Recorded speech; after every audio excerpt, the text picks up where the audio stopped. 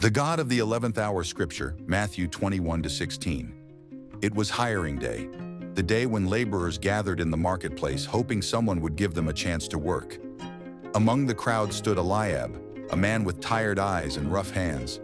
He had a family to feed, but no one seemed to notice him. Every time a landowner came looking for workers, chosen the strong, the fast, the familiar faces. Eliab was always left behind. By the third hour, half the men were gone. By the sixth, even more had been hired. The sun burned hotter, and the hope in Eliab's heart began to fade. He sat down on a wooden crate, staring at the ground, wondering what he would tell his children when he returned home empty-handed again. At the ninth hour, a man in a white robe, the landowner, passed through again. Eliab stood, hoping to be noticed, but again the man moved on without a word. When the 11th hour came, just 1 hour before sunset, the marketplace was nearly empty. Eliab thought of going home, ashamed and weary. But just as he turned to leave, he heard footsteps. It was the same landowner. The man stopped and looked at him with kind eyes.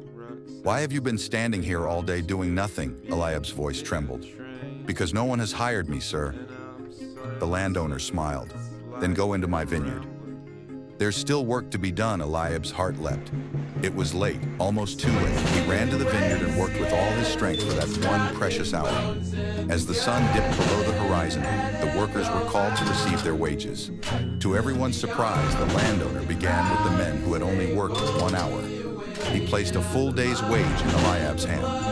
Eliab froze, staring at the coins, his eyes filling with tears.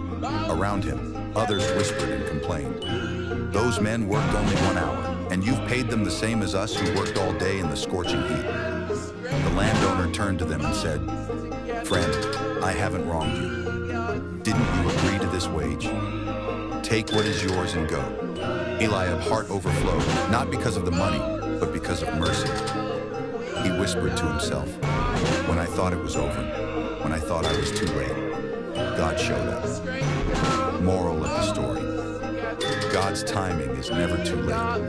When you feel overlooked, forgotten, or behind in life, remember the God of the 11th hour. He can turn one final moment into your greatest miracle. When it seems too late, God is just getting started. If you believe God is great, comment, "Lord, help me." Please like, share, and don't forget to leave a comment and follow for more.